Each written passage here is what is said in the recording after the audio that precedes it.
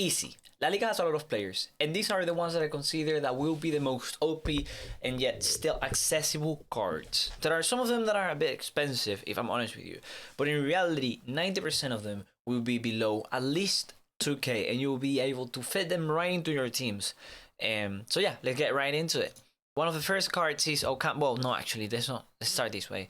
So one of the first cards is Isaac. I actually do think that I really like him. Wait, before we do all of this, let me know down in the comments what league are you gonna use for your hybrid. Are you gonna go with La Liga? Are you gonna go with Prem? Or are you gonna go with any other league? If you wanna go with La Liga, this is gonna be a great video for you anyways.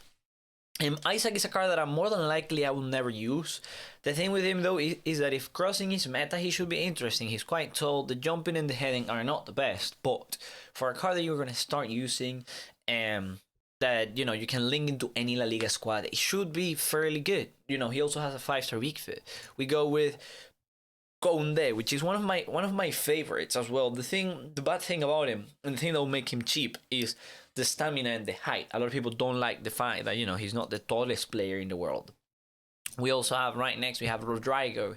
This one that I said that some of these are gonna be a bit expensive. I don't know what price it could be going for, but in reality he could be a bit expensive. He does have a 3-star weak foot, which is not the most desirable thing, but at the end of the day there's a lot of people that will still buy him because he's Madrid, he's Brazilian, he's one of he's an interesting looking winger that you can apply like Engine, or you could apply Hawk on and have a great card that even has decent stamina. 81 is really good. We also have Militao. This is another one. Yet again, I said some of them are going to be a bit expensive. Don't leave. Don't worry. I'm going to show you some that are cheap. But in reality, this Militao, over time, he'll become cheaper. So maybe if you're looking at this in long time after this, in like a month, 2 months after I post this, more than likely this Militao is going to be cheap. Hermoso is a really, really cheap alternative to Militao. Last year he was accessible. This year he should continue to be the same. We also have Ruben Peña as a right back. A lot of people will use him as a right back. I like the sprint speed personally because he's gonna reach that top. I think sprint speed is the top speed, so I'm quite happy with this card. If you wanna use him as a right back, it should be fairly cheap with the Spanish links, easy to link. You apply anchor and you good.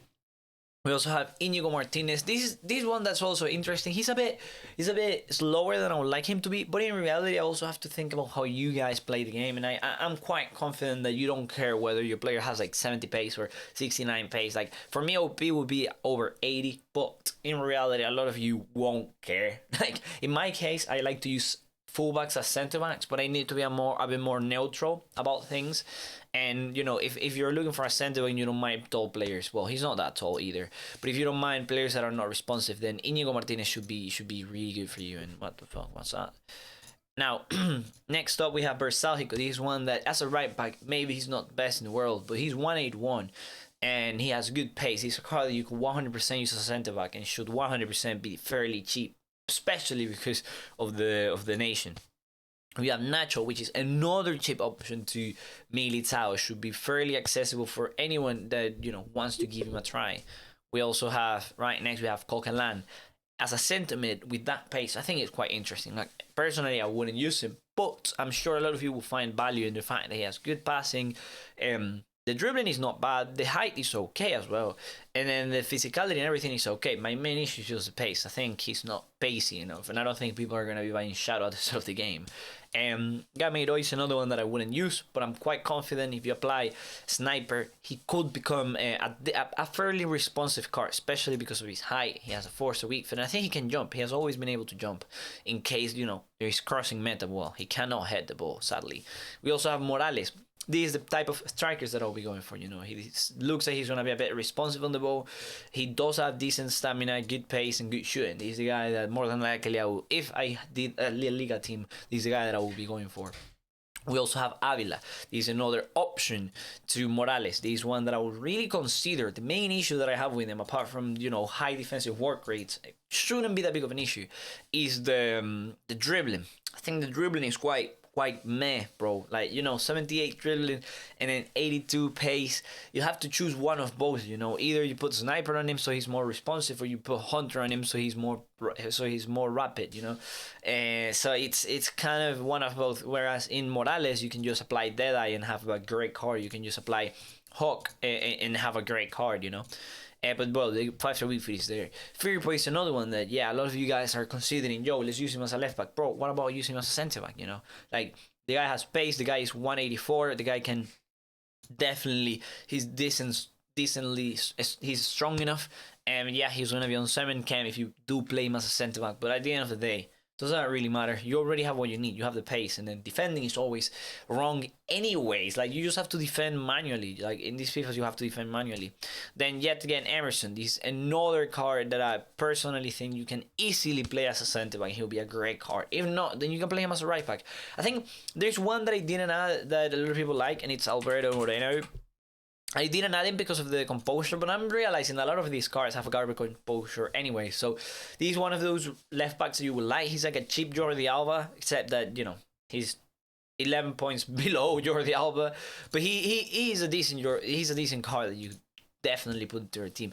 Machis is one that I'll always recommend personally because I'm from his same country. He has good agility, balance. The main issue that I've always had with him is, that I had last FIFA with him, is that he has like a stocky body type sort of thing, and his responsiveness is quite low for his height. But in reality, he has good pace, good agility, balance. At the start of the game, bro, this guy should be absolutely goated, especially even if you bring him from the bench, bro. And he's from my country as well, bro. Like, what else do you want me to say? We have Ansu Fati, which is, 76 rated. We have not been able to see his stats, but I am quite confident he's going to be a decent card to start with. There's a lot of people that have hype around him that want to try him, and I think he's going to be good.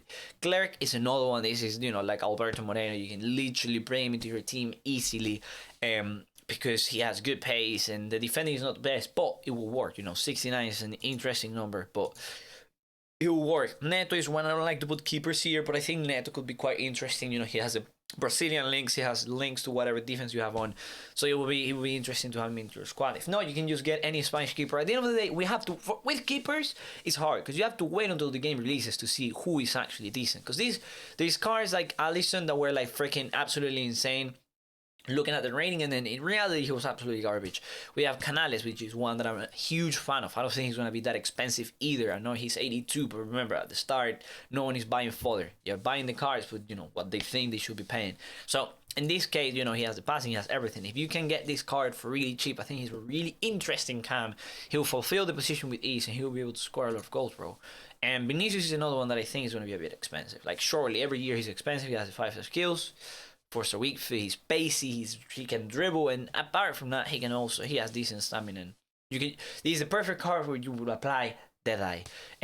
Personally, you could apply Sniper, but like the shot power is quite low. We have Lodi, which is, it was a fan's favorite. This year he should be also fan's favorite, and he should be a bit expensive. But taking into consideration that there is a Mendy, and everyone knows how good Mendy is, maybe this Lodi will be quite accessible at first. He surely is an insane looking card for a left back, for anyone that's looking for a left back. We have Gonzalo Guedes. Every single year this card is quite interesting. It's a card that everyone is like, bro, after I get a garbage left mid, I'm gonna get Gonzalo Guedes, and then after Gonzalo Guedes, it's gonna take me a while, but I can wait for Team of the Weeks, or not, of like a good La Liga, or go for another league, because every year he has a decent looking 4-4, good, decent dribbling, good pace, good shooting card. So this year it's the same. This is a card where you can easily apply Sniper, and mainly because he has good shot power. We have CAPA. This is another one that I would really recommend you could use as a centre back easily. He has a strength. Yes, he's quite short, and if he's crossing meta, he's gonna be garbage. But he has a jumping pull. And if you apply Hawk, if you apply Anchor, should be good. Again, chemistry cells are gonna be reworked, so we need to think about that. But for now, let's imagine things are the way they were in FIFA 20. We also have Lemar. This is a card that every year people sleep on, and this is my perfect type of card. This is the type of cards that I love to play in different positions. Why? Because his defending is okay. It's okay. Like, it's 59 defending for a centimeter. He will get one ball, he will lose the other. But what you're not seeing is that this centimeter, if you did play him as a centimeter, will have decent passing. He will have decent shooting. He will have good pace to play in the position. Like, it's a card that you could easily apply Sentinel on, and it will be okay. You know, the stamina is not the best, his dribbling is good, and he has a 3-star reach. But a lot of people will be sleeping on him, and well, because he's French, maybe he will be a bit expensive to like use bring into your team as play as a sentiment when you just put Hunter and play him on the left wing. But I just wanted to throw that out there because most sentiments I like Herrera. Herrera looks OP. He's good. He has strength. He has defending. Even though he says 78, you can see sliding tackles. Who slides tackle anyways, So you have interception, defense and awareness, standing tackle, blah, blah, blah. All the important stuff over 80, and then the pace is quite low, dude. So you need to apply like, Shadow, bro? I don't know. Gen H1, again, this is one of the type of cards that I will be using. This will be the type of card that I will expect to have more pace because he's 178, Normally he will be a right back and then, but it is what it is. The guy looks good. He has insane defending and physicality. If you are bad at defending, this card should do the trick. He should always be in position. Especially, he has decent pace. The height is not the best, but it will work if you apply something to boost jumping. Ocampos is another card that I think, people you will laugh at me when I tell you this, but this guy to me looks like Pogba. This is the Argentinian Tesco version of Pogba, dude. He's 188, he plays on the wing, he has decent dribbling with bad agility and balance combo. All you need to do is apply like powerhouse to boost that shooting and then to boost that passing and defending and play him sentiment.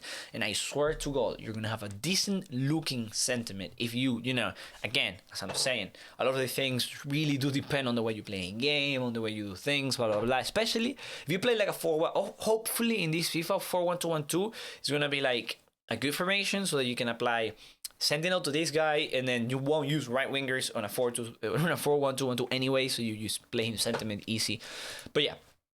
That's it for today, boys. Like, there's more cards like Fernando and stuff like that, but I didn't want to go through any card that has below 70 pace. Like, that's just not my jam, Thank you so much for watching, boys. Yo, this PORTU is absolutely cracked. Actually, I should have touched on him. This PORTU is one of the best cards that I've seen in a while. He has 3 skills, not the greatest, but 4-star weak. If you can play him striker if you wanted to, if you apply like sniper on him, depending on how sniper is. By the way, stamina is there, strength there. Overall, the card looks absolutely unreal. A lot of people are going to sleep on him because he has 3-star skills. But at the end of the day, you know which other card people slept on? Butragueño, because he has 3-star skills. And the guy is absolutely broken. So this guy could also be absolutely broken. You never know, But well, thank you so much for watching, boys. Love you all. See you all. Goodbye.